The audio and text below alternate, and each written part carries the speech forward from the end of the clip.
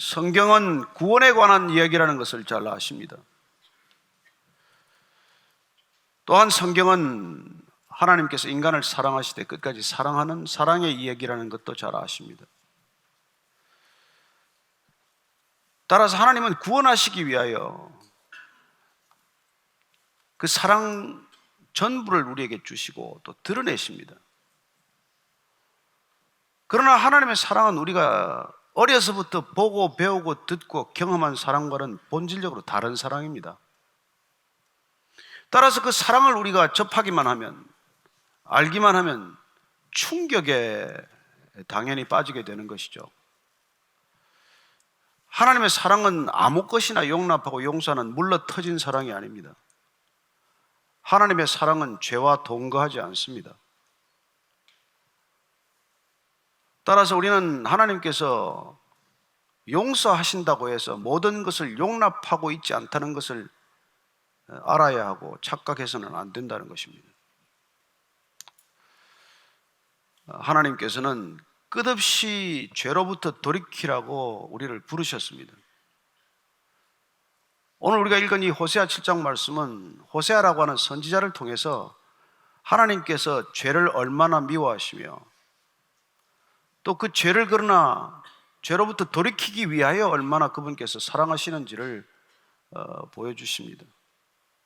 또한 한 선지자의 일생을 통해서 하나님의 사랑, 하나님의 분노, 하나님의 거룩을 깨닫게 하십니다. 호세아라는 선지자는 BC 8세기 사람이에요. BC 대략 755년 여로보암 2세 말기 때부터 북이스라엘이 멸망하는 BC 722년까지 약 30여 년 동안 하나님의 부르심을 받아서 하나님의 메시지를 전하기 위해서 그 소명을 감당했던 사람입니다. 그러나 아시는 대로 하나님께서는 그에게 몸을 파는 여자 매춘부와 결혼하라고 명령하셨습니다. 어떻게 일반인도 하기 어려운 결정을 그에게 요구하셨을까요? 선지자가 매춘부와 결혼하는 이 장면을 통해서, 이 모습을 통해서 하나님께서는 이스라엘 백성들과 하나님이 어떤 관계에 있는지를 드러내고자 하신 것입니다. 세 자녀를 낳았어요. 이름을 이스라엘 로루하마 로암미라고 지어라, 그렇게 명령하십니다. 이스라엘은 지명이에요. 북부 갈릴리 호수에서 이스라엘의 중부 쪽에 있는 북이스라엘의 수도 사마리아까지에 있는 평지 이름이 이스라엘이에요. 근데 왜 그 이름을 붙였는가 하니까 그 이스라엘에서 북이스라엘의 가장 악한 왕 아합이 남유다 왕과 함께 반역한 예후에게 살해당하는 곳입니다. 그리고 또 이스라엘 전체에서 가장 악한 왕비죠. 이세벨과 그 아들 70명이 이스라엘에서 죽게 됩니다. 따라서 이스라엘이라고 하는 말을 들으면 이스라엘 백성들의 머릿속에는 심판과 멸망의 이미지를 떠올리는 말이죠. 첫 아이 이름을 이스라엘이라라. 둘째는 로루하마예요. 긍휼을 받지 못하는 자. 셋째는 로암미, 내 백성이 아니다. 그런 이름을 부르라는 것입니다. 그렇습니다. 장녀와의 결혼을 통해서 또 세 자녀의 이름을 통해서 하나님께서는 하나님의 사랑하는 방식을 보여주고 있어요. 그게 사랑입니까? 분노입니까? 그렇습니다. 하나님의 사랑은 분노하는 사랑이라는 거예요. 죄에 대하여 진노하는 사랑이라는 것입니다. 어떻게 해서든지 죄로부터 돌이키고자 하는 사랑, 회복시키고자 하는 사랑, 그래야 안 될 때는 포로로 끌려가게 내버려 두는 사랑.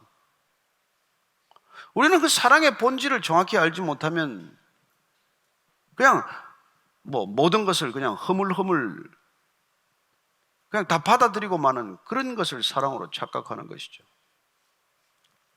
따라서 오늘 우리가 이 말씀을 읽으면서 하나님께서는 왜 이스라엘 백성들을 부르셨고 그들에게 어떤 것을 기대하셨는데 무슨 일이 일어났길래 이 백성들이 멸망하게 되느냐, 그 정확한 이유와 과정을 알아야 한다는 것입니다. 이 호세아 선지자가 활동했던 30여 년 동안 왕이 6명 바뀝니다. 네 사람은 쿠데타로 축출되는 것이죠. 뭐 고작 왕위에 있었던 기간이 어떤 사람은 한 달, 어떤 사람은 6달 재임했던 데 불과합니다.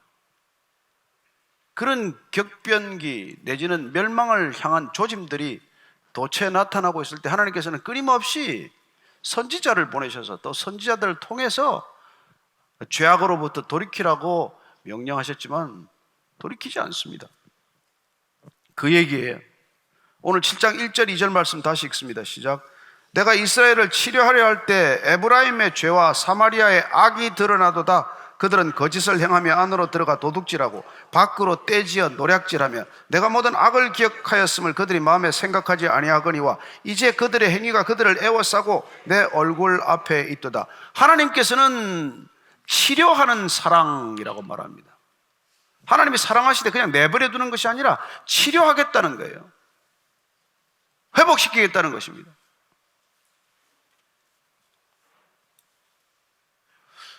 그렇게 치료하고 회복하기 위해서 하나님께서는 어떻게 방법을 쓰시냐면 죄와 악이 드러나게 하신다고 말합니다.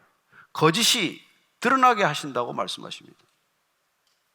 그렇죠. 드러나야 치유가 시작이 되는 것이죠. 병은 자랑하라는 말이 있지 않습니까? 병을 드러내라는 거, 병을 감추고 숨겨가지고서는 치유가 되지 않죠. 의사들은 병균을 싫어합니다. 의사들은 질병을 미워해요. 환자를 사랑하지만, 따라서 모든 의사들은 환자를 용납하지만 병균을 용서하지 않습니다.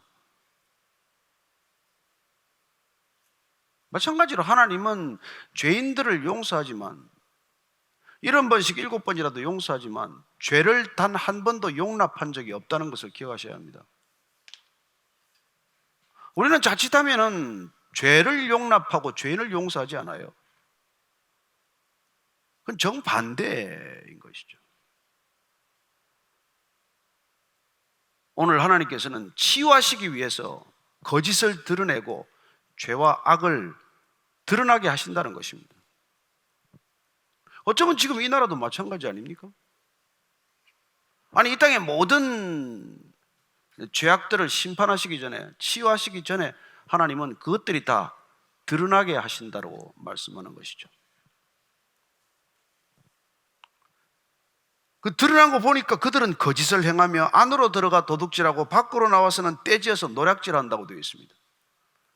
입만 열면 거짓말이요, 안에 무리 지으면 도적질이요, 밖에 때를 지어 나오면 노략질을 한다고 말합니다. 여러분, 동서고금을 막론하고 무슨 왕정이건 무슨 공화정이건 권력 주변에는 이런 일들이 비일비재하게 벌어지고 있는 일들이에요. 왜 그렇게 도둑질하고 노략질하고 거짓말할까요? 하나님이 없다고 생각하면 못할 일이 무엇입니까? 내가 무슨 심판받을 일이 없다고 생각하고 죽는 게 끝이라고 생각하면 뭐 못할 일이 뭐 있겠어요? 그래서 하나도 두렵지 않은 것이죠. 그러나 오늘 말씀은 이렇게 말합니다. 하나님께서 모든 악을 기억하고 있다고 말합니다. 그런데 그들이 다만 생각이 짧거나 생각이 모자라거나 어리석거나 해서 이걸 생각하지 않는다는 거예요. 여러분, 우리의 신앙은 생각하는 신앙입니다. 기억하는 신앙입니다. 말씀을 생각하고 말씀을 묵상하고 말씀을 기억하며 하나님이 우리에게 행하신 일들을 기억하고 그것을 묵상하고 감사하며 늘 생각할 것을 생각하고 생각하지 말아야 할 것들을 생각해서 내어 쫓는 게 우리의 신앙의 능력 아닙니까? 여러분, 생각하지 않고 살면 좀 더 생각하는 사람한테 붙들려 살게 됩니다. 생각 많이 하는 사람들이 결국은 생각 안 하는 사람들을 휘젓고 휘감아서 그들의 생각대로 끌고 간다는 것입니다. 따라서 우리는 생각의 기준, 생각의 프레임, 생각의 틀을 잘 짜야 합니다. 그러지 않으면 자기 멋대로 생각하고 사는 사람들의 생각에 붙들려 간다는 거예요. 여러분, 어떤 사람은 인생 한 편 영화에 거는 사람이 있어요. 누구 말 한마디에 인생을 덥석 결정하는 사람들이 있습니다. 생각하지 않고 살면 그렇다는 거예요. 심지어 이 땅의 지도자들이라고 하는 자들, 이런 자들조차도 마음에 생각이 없다고 말합니다. 하나님께서는 그 모든 행위가 내 얼굴 앞에 있다, 내 앞에 있는 것처럼 보고 계신다는 거예요. 그래서 따라서 이 땅에 일어나는 모든 악을 하나님은 알고 보고 계신다고 말합니다. 그러니 하나님이 없다고 생각하는 사람들이야, 악을 행한들, 죄악을 밥 먹듯 떡 주무르듯 한다고 해서 그렇게 마음에 캥길 게 없겠죠. 그래서 그토록 무자비하고 그토록 악의적이라는 것입니다. 그들이 권력을 유지하는 모습을 한번 볼까요? 3절 4절입니다. 시작. 그들이 그 악으로 왕을, 그 거짓말로 지도자들을 기쁘게 하도다. 그들은 다 간음하는 자라. 과자 만드는 자에 의해 달궈진 화덕과 같도다. 그가 반죽을 뭉침으로 발효되기까지만 불 일으키기를 그칠 뿐이니라. 악으로 왕을 기쁘게 하고 거짓말로 지도자들을 기쁘게 한다고 말합니다. 그렇죠. 진실이 없다는 얘기입니다. 권력 주변에 무슨 진실이 있겠어요? 어떻게 보면 가장 사악한 자들, 간악한 자들이 권력 주변에 모인다는 거 아십니까? 전직 대통령한테 들은 얘기지만 믿을 사람이 5손가락이 없다고 말하더군요. 저는 그게 대통령의 고백만이 아니라고 생각합니다. 기업 회장은 안 그렇겠어요? 어떤 리더라도 여러분 리더가 되고 나면 믿고 내 마음을 다 터놓을 사람이 5사람 안 됩니다. 3사람이나 될까요? 그것도 아마 어렵겠죠. 그들은 거짓으로 기쁘게 한다고 말합니다. 얼마나 많은 거짓 보고가 있는지 모르죠. 옛날에 한 대통령이 권력기관 5개를 서로 이렇게 견제와 균형을 시킨다고 보고서를 받았는데, 그들이 그것을 책임을 피하기 위해서 5 책임자가 모여서 또 거짓말을 짜가지고 대통령에게 똑같이 올리는 거예요. 그게 거대한 조직, 거대한 정부가 움직이는, 정말 그 많은 예산을 써가면서, 그 많은 국민의 예산을 쓰면서 하는 일이란 거짓 보고서를 만드는 것이다, 이 얘기예요. 이게 여러분 지금 이스라엘 얘기예요. 지금 제가 우리나라 얘기하는 거 아닙니다. 그럴 수도 있을지 모르죠. 정확히 우리가 잘 모르니까. 그래서 우리가 양식 있는 시민사회를 경험하지 않으면 늘 권력에 시달리는 그런 정치적 악순환에 놓이겠죠. 하나님께서는 그들을 다 간음하는 자다 이렇게 말합니다. 간음이란 무엇입니까? 남편이 있는데 그냥 몸을 함부로 하는 것이죠. 정식 이혼도 안 하고선 그냥 몸을 함부로 내다 파는 거죠. 근데 그게 단순히 육신의 간음만이 아니라 우리가 이렇게 살아가면서 어떤 분명한 원칙과 기준을 버리고 사는 건 이런 간음하는 행위에 해당한다는 것입니다. 하나님을 기준으로 삼지 않으면, 그리고 절대적인 기준이 없으면 상대적인 기준에 몸을 맡기는 거 아니겠습니까? 상황 논리, 상황 윤리에 우리의 모든 삶을 내다 버리는 거죠. 그걸 갖다 이렇게 말합니다. 과자 만드는 자에 의해 달궈진 화덕과 같다다 그럽니다. 옛날에 과자를 만들려면 밀가루 반죽을 해서 발효할 때까지 기다리지 않습니까? 밀가루가 발효될 때까지는 화덕에다가 불을 넣어서 화덕의 열기를 유지해야죠.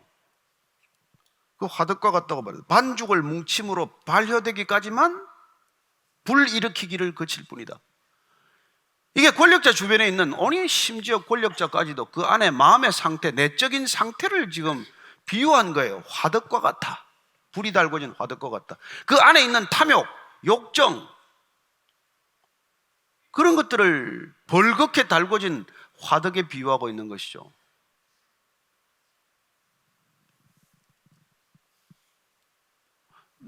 하나님을 모른다는 것은 내 욕망을 컨트롤할 어떤 레버리지가 없다는 뜻이기도 하지 않습니까? 끌어오르는 욕정, 끌어오르는 욕망, 끌어오르는 탐욕을 어찌할 수 없어서 벌겋게 달궈진 화덕과 같다. 그러니 그 화덕에는 뭐가 들어가기만 하면 불꽃이 이제 일어날 것이다, 그 얘기죠.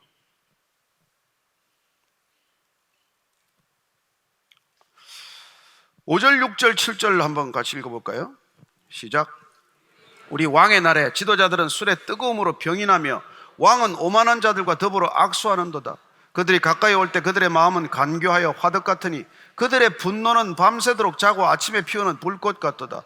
그들이 다 화덕같이 뜨거워져서 그 재판장들을 삼키며 그들의 왕들을 다 엎드러지게 하며 그들 중에는 내게 부르짖는 자가 하나도 없도다. 왕의 날이라고 하는 것은 뭐 임금이 왕 위에 오르는 날이기도 하고 뭐 왕의 생일과 같은 날도 되겠죠. 그런 날에 무슨 일이 있는가 하니까 지도자들은 전부 술을 먹어도 병이 날 만큼 술을 먹는다고 그래요. 뭐 요즘은 그렇게까지 안 먹겠죠. 그리고 왕은 교만한 자들, 속에 칼과 비수를 감추고 있는 자들, 그런 자들과 그냥 악수하고 그런 자들과 함께 손을 맞잡고 그냥 껄껄거리고 웃고 즐거운 파티라고 하겠지만은 뭐라고요?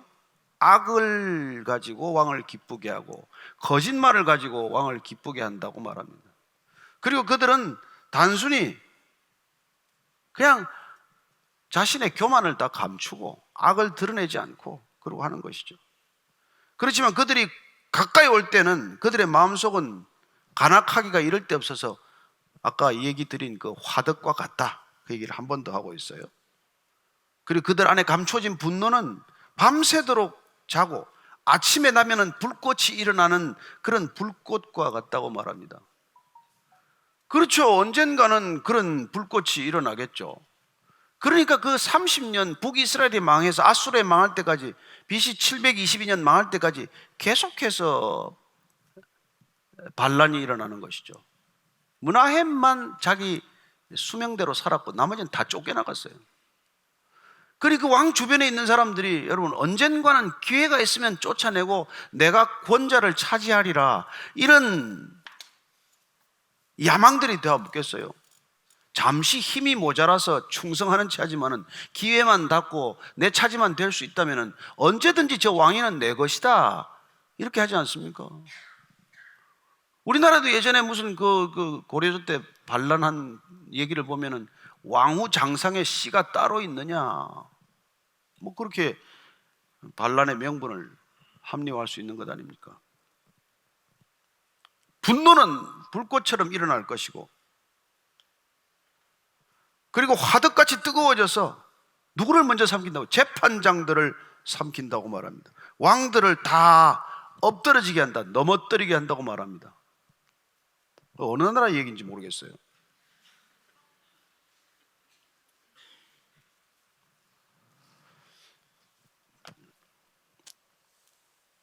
그래서 아마 정치는 뭐 그렇게 말할 거예요. 영원한 친구도 없고 영원한 적도 없다고 말합니다. 다 속을 감추고 사는데 무슨 친구가 되겠으며, 또 뭐 이해타산과 이합집산이 맞으면 이루어질 텐데 그게 무슨 또 영원한 적이 있겠어요. 계산이 맞고 덕이 서로 된다고 생각을 하면 야합할 것이고, 나한테 결정적으로 불리하다 그러면 언제든지 등을 돌리고 배신할 수 있는 것이죠. 배신이 밥 먹듯 일어나는 것 아니겠습니까? 근데 문제는 오늘 보니까 그들 중에 내게 부르짖는 자가 하나도 없다. 이게 하나님이 이해를 못한다 했다는 점이에요. 왜? 너희들은 그런 세상을 살면서, 그죠? 어떤 사람은 그걸 알면 뭐 믿을 만한 사람이 없기 때문에 그냥 그래도 능력은 사야 되니까 능력을 쓰다가 배신의 기미가 보이면 뭐 잘라버리든지 내다버리든지 그냥 먼저 선수를 치든지 하겠죠. 모르면 자기가 뒤통수를 맞든지 당하겠죠. 둘 중에 하나 아니겠습니까? 내가 먼저 버릴 것인가, 내가 당하고 내가 넘어질 것인가. 그런 세상을 살고 있다는 거예요. 근데 이런 세상을 살면서 왜 그들은, 명색이 지도자들은, 왕들은 내게 부르짖는 자가 하나도 없도다, 이렇게 지금 하나님께서 탄식하고 있는 거예요. 아이고, 하나님 왜 탄식하십니까? 인간을 몰라서 그러십니까? 여러분, 인간은 주먹이 좀 쓸만하면 자기 주먹 믿지 하나님 안 믿습니다. 돈이 좀 있으면 돈 믿지 하나님 안 믿어요. 권력이 있고 권좌에 있는 사람들이 하나님 믿습니까? 잘 안 믿습니다. 경호원을 대동하고 다니는 사람들이 하나님 믿겠어요? 내 경호원을 믿고 말지. 그래서 하나님 볼 때는 그게 답답하다는 거예요. 너 가지고 있는 게 그게 무엇이건 그게 뭐가 대단하다고 그걸 그렇게 믿고 의지하며 정작 하나님의 백성들조차도 하나님을 믿지 않느냐, 의지하지 않느냐, 부르짖지 않느냐. 왜 내게 부르짖지 않느냐, 이 말이에요. 하나님의 백성이란 무엇입니까? 무슨 일이 생기건 하나님이 먼저 생각나는 사람이에요. 하나님의 백성이라고 하면서도 무슨 일만 나면 돈이 먼저 생각나고 사람이 먼저 떠오르면 하나님의 백성이 아니죠. 우리가 지금 이 시대를 살면서 하나님이 전해지지 않는 시대, 하나님을 전할 수 없는 시대가 되고 만 것은 우리가 전심으로 믿지 않는, 우리가 전심으로 의지하지 않는 하나님을 누구한테 전할 수 있습니까?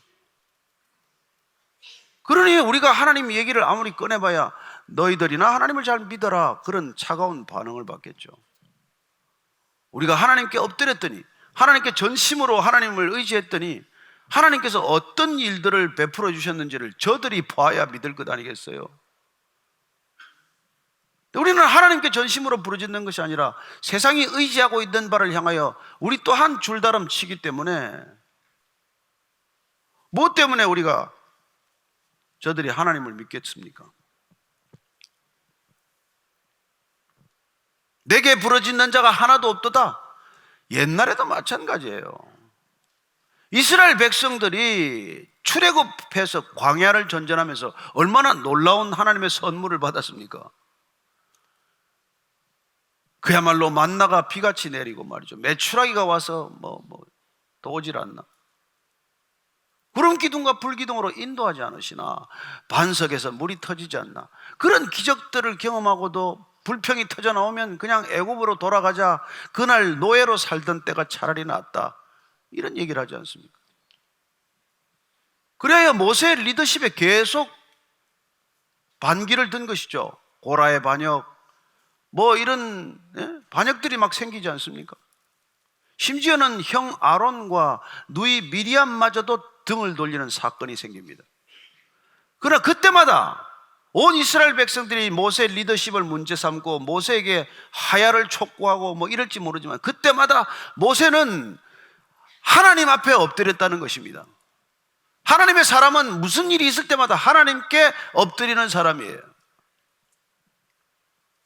그렇게 하나님께 엎드렸더니 하나님께서 그 일들을 풀어나가는 걸 보았다는 것입니다. 신기하게도 하나님께서 모세에게 대들은 미리암은 문둥병이 나게 하시고 고라의 자손들은 땅이 꺼져서 죽게 만들고, 그런 일들을 경험했다는 것이죠. 다윗은 어떻습니까? 다윗은 여러분 사울왕을 피신해가지고 적국인 블레셋 팔레스타인 땅에 망명 가지 않습니까? 거기서 마을 하나 얻어가지고 시글락 공동체를 이루고 사는데, 전쟁에 소집되었다가 가서 도로 또 내려와 보니까 시글락 마을 공동체 전체 모든 여자 부인들과 아이들이 전부 다 사로잡혀가고 말았어요. 아말렉 족속이 다 데려왔습니다. 전장에 따라 나갔던 그 다윗의 부하들이 그냥 돌을 들어서 다윗을 치려고 하는 순간이에요. 여러분, 인간만이 은혜를 악으로 갚는다고 하지 않습니까? 다 갈 데 올 데 없는 사람들, 다윗이 거두어 주었던 사람들이에요. 지명 수배자들, 정말 천하의 외톨이 같은 사람들 다 거두어 주었더니 무슨 일이 나니까 다윗한테 돌을 들어서 치려고 하는 그런 급박한 상황이에요. 그러나 다윗은 그들을 설득하지 않습니다. 그들을 대면하지 않아요. 그 순간에도 다윗은 무릎을 꿇고 하나님께 엎드립니다. 어쩌면 위기의 상황 아니에요. 돌을 들었던 사람들에게 얼굴을 돌리면 돌이 날아올지도 모르잖아요. 그러나 다윗은 그 순간에도 사람들을 상대하지 않고, 사람들을 바라보지 않고 하나님을 바라보고 하나님을 의지하여 하나님으로부터 힘을 얻었다는 것입니다. 그리고 결국 그걸 다 되찾아오죠. 하나님의 사람이란 무엇입니까? 무슨 일이 있건 하나님께 부르짖으라는 것입니다. 부르짖는 게 목소리만 크면 됩니까? 악만 쓰면 되는 겁니까? 아니잖아요. 진정 회개가 있어야 한다는 것이죠. 정말 돌이킨 사람만이 부르짖음에 하나님은 응답하신다고 말씀하십니다.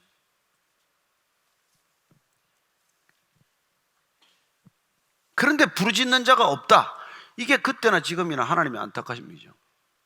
그래서 하나님께서는 두루 감찰하셔서 나를 전심으로 찾는 자가 있나 없나 지금도 살펴보고 계신다고 말합니다. 저와 여러분들이 정말 전심으로 하나님을 찾으면, 부르짖으면 하나님께서 반드시 응답하실 것을 믿으시기 바랍니다.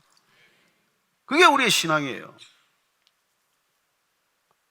예수님 당시에도 그런 사람이 별로 없었어요. 오죽하면 예수님께서 비유를 들기를, 누가복음 18장에 보면은 그 억울한 과부 얘기를 하시겠습니까? 그 과부가 매일같이 그냥 재판장 집에 찾아가서 그렇게 귀찮게 하니까 에이 빨리 들어줘야 되겠다 그러지 않느냐.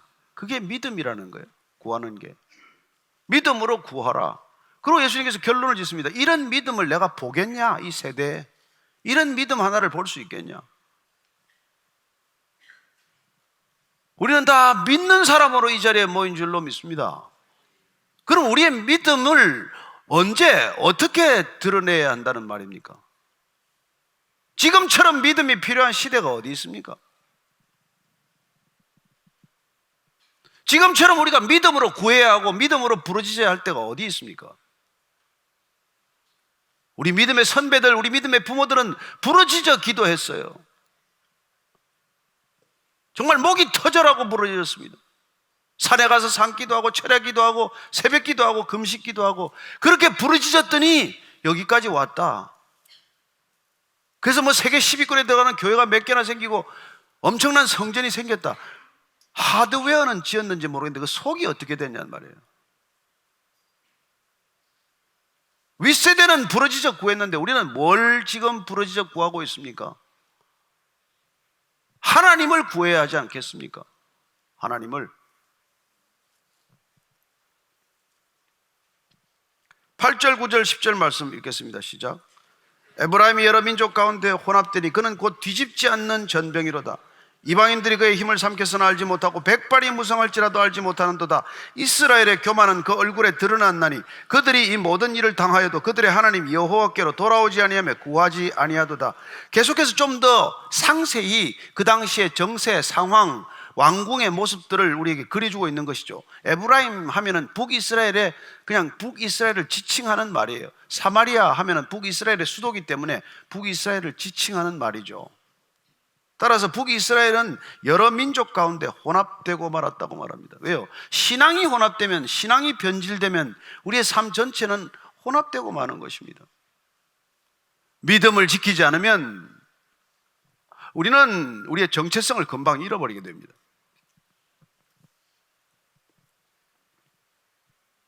그래서 혼합되고 나면 그를 이렇게 그림으로, 그림 언어로 하나 그려주는 게 뭐냐면 뒤집지 않은 전병. 뒤집지 않은 전병. 뭐 여러분들 머리에 그냥 쉽게 떠올리려면 전 부치다가 뒤집지 않은 김치 뭐 부침개 그런 거. 김치 부침개를 부칠 때 잘 이렇게 몇 번 뒤집어 줘야 되는데 안 뒤집고 그냥 내버려 두면 위는 설리고 밑엔 타버린단 말이에요. 우리의 신앙이 그런 모습이다. 이런 지금 설명을 해주는 거예요.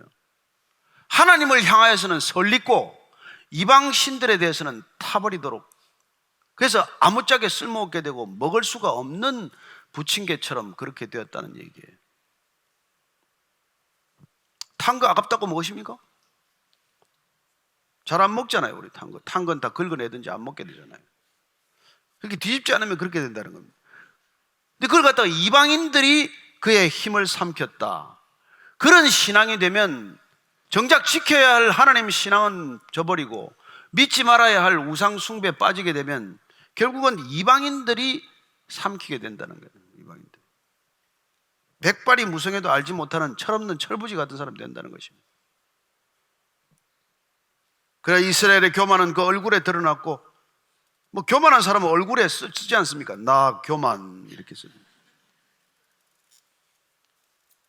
그리고 뭐 의자는 큰 의자를 만들어가지고 나 오만 이렇게 써놓고. 근데 이런 일을 당해도 하나님 여호와께로 돌아오지 않고 구하지 않는다. 참 하나님께서 답답하시니까 이렇게 말하는 거예요. 너희들은 그렇게 매를 맞고 이렇게 아픈데도 안 돌아오냐. 이사야서를 통해서 보면 이렇게 되어 있습니다. 이사야서 제가 1장 3절부터 6절까지를 제가 읽어드리겠습니다.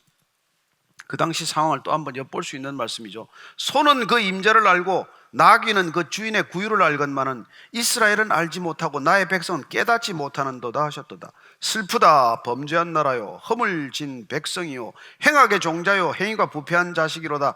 그들이 여호와를 버리며 이스라엘의 거룩하신 일을 만홀히 여겨 멀리하고 물러갔도다. 너희가 어찌하여 매를 더 맞으려고 패역을 거듭하느냐. 온 머리는 병들었고 온 마음은 피곤하였으며 발바닥에서 머리까지 성한 곳이 없이 상한 것과 터진 것과 새로 맞은 흔적뿐이거늘 그것을 짜며 싸매며 기름으로 부드럽게 함을 받지 못하였도다. 온 머리가 터지고 상한데 투성인데도 너희들은 왜 그러고 다니느냐, 그러고 사느냐 이거예요. 예수님께서는 뭐 집을 나간 둘째 아들의 그림을 통해서 말씀해 주셨죠. 일껏 부모 유산 가지고 나가더니 뭐 허랑방탕하게 살다가 그냥 뭐 룸살롱 여주인 집에 하인이 됐대나? 술 마시다가? 뭐 그런 얘기죠. 그래가지고 그 집에서 뭐 개밥을 먹었대나? 그래서 우리 집에 가면, 아버지 집에 가면 밥은 제대로 먹을 터인데 이 생각을 했다는 것이죠. 그렇습니다. 아버지를 떠난 사람, 에덴 동산을 떠나게 된 하와, 그리고 하나님을 멀리하는 불신의 삶, 이게 다 동일한 얘기 아니에요. 동일한 얘기. 결국 그런 삶을 산다는 거예요. 단순히 가난해지고 단순히 병들고 하는 그런 물리적인 얘기뿐만 아니라 우리의 영혼 전체가 온 머리가 터진 그런 것처럼 추악한 모습이 된다는 것이죠. 하나님을 떠났더니, 하나님을 거부했더니, 어려움이 생길 때 하나님을 돌아보지 않고 자꾸 딴 걸 의지했더니 이렇게 만신창이가 되었다, 그 얘기죠. 11절 12절입니다. 시작. 에브라임은 어리석은 비둘기같이 지혜가 없어서 애굽을 향하여 부르짖으며 아수르로 가는도다. 그들이 갈 때 내가 나의 그물을 그 위에 쳐서 공중의 새처럼 떨어뜨리고 전에 그 회중에 들려준 대로 그들을 징계하리라. 에브라임은 북이스라엘이죠. 어리석은 비둘기 같다. 뒤집지 않은 부침개 같다고 그러더니 이번에는 어리석은 비둘기 같다고 말합니다. 비둘기 잡는 사람들 얘기를 들어보니까 그래요. 비둘기가 조금 어리석어서 그런지 이렇게 쉽게 잡힌대요. 먹이만 좀 있으면 쉽게 잡힌답니다. 그물을 쳐놔도 그물이 보여도 그냥 그 그물 안으로 들어온대요. 먹을 게 있으면. 보통 다른 새들은 그렇게까지 어리석지는 않은데. 그래서 지혜가 없어서 마치 이 북이스라엘 백성들이 먹이만 보면 거기를 죽는 줄도 모르고 찾아가는 비둘기처럼 그렇게 애굽을 향하여 부르짖는다고 말합니다. 북아수르로부터 침략의 위협이 지금 날로 증대하고 있으니까 다 쓰러져가는 옛 강대국, 또 애굽에 가서 살려달라고 그러는 거죠. 마지막 호세아 왕은 그러다가 나라가 결단이 납니다. 도움을 청해서는 안 될 때 가서 도움을 청하는 거예요. 찾아가서는 안 되는데 거기 찾아가는 거예요. 그래서 덜컥 다 목이 그냥 졸려 죽는 거예요. 아니, 하나님의 백성이 하나님께 찾아가서 하나님께 부르짖으면 되는데 왜 거기를 찾아가서 거기에다 목을 매냐는 거예요.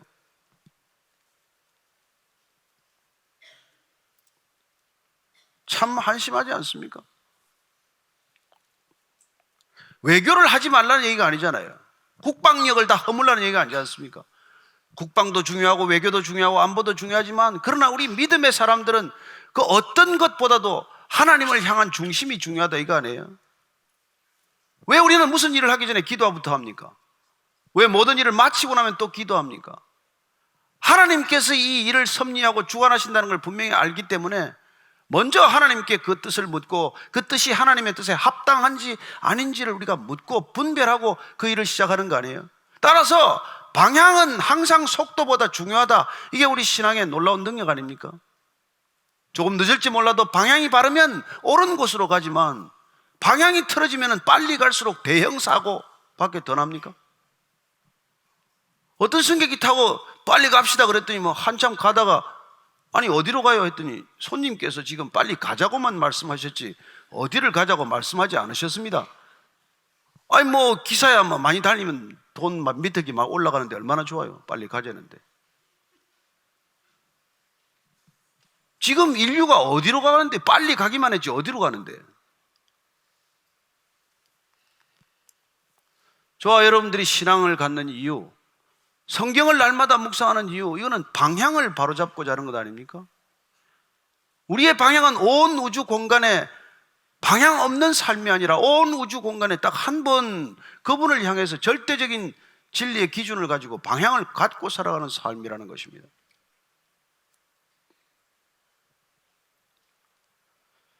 그래서 그분이 우리를 인도하는 대로 갈 때 어떤 때는 막고 그물을 쳐서 무슨 비둘기를 떨어뜨리듯이 못 가게 하는 것, 이게 여러분 은혜라는 것입니다.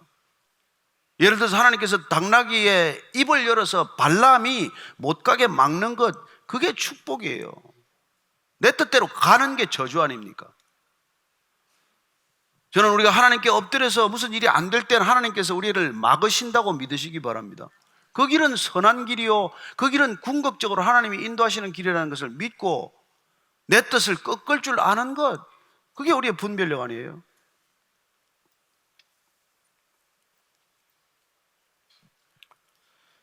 근데 하나님께서는 정말 안타깝게도 13절 14절 보십시오. 시작. 화 있을진저 그들이 나를 떠나 그릇 같음이니라. 패망할진저 그들이 내게 범죄하였음이니라. 내가 그들을 건져주려 하나 그들이 나를 거슬러 거짓을 말하고 성심으로 나를 부르지 아니하였으며 오직 침상에서 슬피 부르짖으며 곡식과 새 포도주로 말미암아 모이며 나를 거역하는도다. 화 있을진저 저주를 받게 될 것이다. 나를 떠나서 그릇 가기 때문에 잘못 가면, 방향이 틀리면, 내가 원하는 곳으로 갈지라도, 부지런히 갈지라도, 일생 열심히 일할지라도 그건 저주의 길이라는 거예요. 제일 억울한 것은 뭐 죽도록 일하고 그냥 덜컥 죽는 거 아닙니까? 뭐 때문에 그 일을 했는지 모르고 그냥 일만 했을 뿐인데 그냥 죽어버리는 거죠. 그렇게 방향이 어긋난 걸, 이걸 하나님은 죄라고 말씀하십니다. 하나님을 향해야 할, 올곧게 가야 할 그 방향이 하나님을 향하지 않고 딴 곳으로 산지사방 흩어진, 이게 다 죄란 말이에요. 그러니까 잘못하면 하루 종일 열심히 살아도 열심히 죄를 짓는 게 된단 말이에요. 그 히브리서의 죄라는 말 자체가 관역을 벗어났다는 말이에요. 관역을 제대로 이렇게 정확히 날아가지 않으면, 엉뚱한 방향으로 날아가게 되면 이걸 죄라고 말하는 것입니다. 맞춰야 될 때를 못 맞추고 활이 딴 데로 날아가는 것, 그게 죄라고 말해요. 근데 하나님께서는 건져주겠다고 내게 돌아오라고 하는데도 그들은 거짓을 말하고 또 성심으로 나를 부르지 않고 그냥 오직 침상에서 슬피 부르짖는다고 말합니다. 눈물은 쏟는데, 애통해 하는데 감상적인데 그친다는 거예요. 후회는 하는데 회개할 줄 모른다는 것입니다. 여러분, 후회와 회개는 다르지 않습니까? 아침마다 기도의 자리에서 눈물을 쏟고 후회할 수는 있는데 돌아가서 그 기도의 자리만 떠나면 세상으로 돌아가 버리는 건 잠시 후회하고 잠시 슬퍼했을 뿐이지 회개는 안 일어났단 말이에요. 회개란 눈물 한 방울 안 흘리더라도 태도를 바꾼 거예요. 회개는 세상으로 향한 나의 방향을 온전히 하나님께로 돌이킨 것입니다. 따라서 그건 믿음의 의지요, 결단은 회개를 불러오지만 감상적인 슬픔은 그냥 후회만 하고 마는, 회환에 가득 잠겼다가 다시 또 제자리로 돌아가는 것이죠. 그래서 저는 악어의 눈물을 믿지 않습니다. 누가 악어인지는 모르겠지만 악어는 뭘 먹을 때 눈물이 난대요. 잡아먹을 때. 슬퍼서 우는 게 아니고 성심으로 부르는, 하나님을 단 한 번 짧게 기도하더라도 성심으로, 진심으로 온전히 기도하는 것을 하나님은 원하십니다. 시간에, 기도의 시간, 기도의 길이, 기도의 형식, 기도의 이 모든 것들을 떠나서 전심으로 그분께 부르짖으면 그분께서 들으시고 응답하시지만 건성으로 부르짖으면 듣겠습니까? 우리 사람의 눈초리만 보고 말 한마디만 들어도 저 사람이 진심인지 건성인지를 다 아는데, 들어보면 다 아는데 우리가 어떻게 하나님을 속이겠어요? 그래가지고는 슬피 울기는 웃는데 또 헤어지면 곡식과 새 포도주로 말미암아 모여서 그냥 희희낙낙하는 것이죠. 저는 이 통독반이나 우리 교회 모임이나 이런 것들이 정말 모여서 하나님을 묵상하고 하나님의 말씀을 나누고 하나님의 말씀이 내 인생 가운데 이루어진 사건들을 같이 나누는 건 좋지만 내 이야기하러 모이는 거 아니잖아요. 내 필요를 서로 채워달라고 그렇게 하는 게 아니란 말이에요. 거기는 곡식과 새 포도주 얘기하는 게 아니란 말이에요. 보졸레 누보가 새로 나왔대나 뭐 이런 얘기 좀 곤란하다는 거죠. 그 자리는 우리가 먹고 사는 생계를 논하는 것도 아니고 좋은 가외 선생을 소개받는 자리도 아니고 그리고 무슨 뭐 입학 지식을 나누는 것도 아니고 오직 하나님을 중심으로 모여야 돼요. 교회는 그 이상도 그 이하도 아닙니다. 이건 경제 공동체가 아니에요.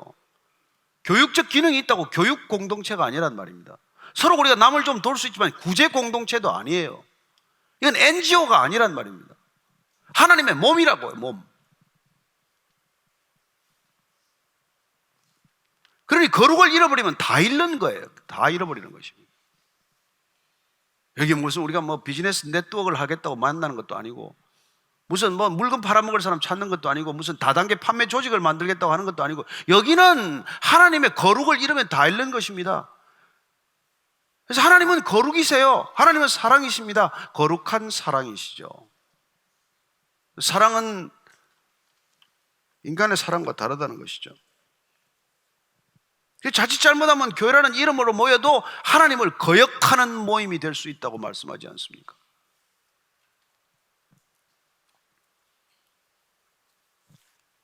자, 15절, 16절 읽고 정리하겠습니다. 시작. 내가 그들 팔을 연습시켜 힘있게 하였으나 그들은 내게 대하여 악을 꾀하는도다. 그들은 돌아오나 높으신 자에게로 돌아오지 아니하니 속이는 활과 같으며 그들의 지도자들은 그 혀에 거친 말로 말미암아 칼에 엎드러지리니 이것이 애굽 땅에서 조롱거리가 되더라. 그들은 돌아와도 하나님께로 돌아오지 않아요. 속이는 활과 같다고 말합니다. 여러분, 활이 쏘기면 뭐가 맞겠어요? 아무리 쏘아도 안 맞지 않겠습니까? 아까 말씀드렸듯이 죄란 아무리 쏘아도 맞지 않는 속이는 활과 같다는 것이죠. 우리는 구부러진 활을 쏘아서는 안 됩니다. 우리는 하나님께 올려드리는 화살과 같은 기도가 있지만 그건 곧바로 하나님께로 갈 수 있고 하나님을 향하는 그런 곧은 화살이어야 한다는 것입니다. 굽어진 활은 소용이 없다는 거예요. 지도자들은 그 혀에 거친 말로 말미암아 결국은 칼에 엎드러지고 말 것이다. 패망할 것이다. 결국은 죽고 말 것이라는 거예요. 부러워할 거 하나도 없습니다. 결국은 그들의 결국 하나님을 향하여 전심으로 의뢰하지 않고 부러지지 않는 오직 자기 것만을 믿고 의지하는 자들의 끝은 칼에 엎드러지는 것, 패망하는 것, 심판에 이르는 것, 그리고 세상에 조롱거리가 된다고 말합니다. 도움을 청했다가 그 도운 나라에서 조롱거리가 되는 것이죠. 그렇습니다. 호세아 왕이 마지막 북이스라엘의 운명을 갖다가 아수르에서부터 조금 도움을 받겠다고 애굽을 찾아갔다가 결국은 더 빨리 멸망하게 되고 애굽 땅에서조차도 조롱을 받고 말았다고 말합니다. 제가 얼마 전에 케이프타운에서 중남부 아프리카 선교대회가 있어서 다녀왔습니다만 제가 충격적인 얘기를 들었어요. 한 선교사님이 그렇게 알려주시더군요. 중국 사람들은 들어오면 공항에서 주는 비자가 20년입니다. 20년 비자를 받습니다. 일본은 3년 줍니다. 우리는 선교사들도 3개월 받습니다.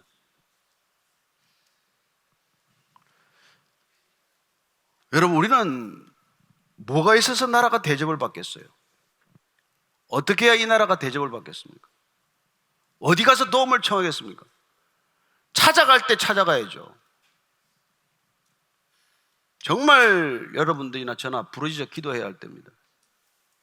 지도자들이 악으로 거짓말로 기뻐하고 이런 나라를 만들어 놓는다면 다음 후손들에게 어떤 나라를 물려주려고 하십니까? 아니, 그보다 앞서서 믿음의 사람들이 이런 믿음을 가지고 어떤 믿음을 자손들에게 물려주겠으며 후손들에게 어떤 나라를 물려주고자 하는 것입니까? 급속히 추락하고 있는 나라를 자녀들에게 물려주고 싶습니까? 저는 우리가 다시 기도해야 할 때입니다. 엎드려 기도해야 할 때입니다. 부르짖어 기도해야 할 때입니다. 이때야말로 우리는 부르짖어 기도하지 않으면 길이 없습니다. 우리가 뭐가 있습니까? 우리가 하나님을 전심으로 의지하고 하나님께 엎드려 하나님께 간구하고 부르짖을 때 하나님께서 크고 놀라운 일을 정말로 보여주실 줄로 믿으시기 바랍니다. 우리 믿음의 선진들이 부르짖어서 우리에게 이런 비밀스러운 것들을 보게 하셨다면, 우리 또한 지금 이 시대에 해야 될 가장 급하고 중요한 일은 전심으로 하나님께 부르짖어 기도하는 것입니다. 기도하는 채도 아니고 전심으로 기도할 때 하나님께서 반드시 일할 줄로 믿으시기 바랍니다. 그게 우리가 먼저 부름받은 이유입니다. 우리가 예배드리는 이유입니다.